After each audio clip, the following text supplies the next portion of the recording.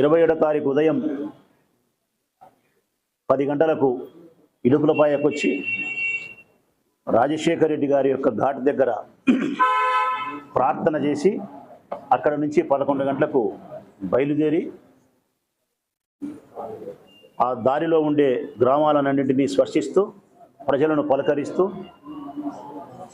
భోజన సమయానికి మధ్యాహ్నం 2 గంటల సమయానికి ప్రొద్దుటూరుకు చేరుకుంటారు.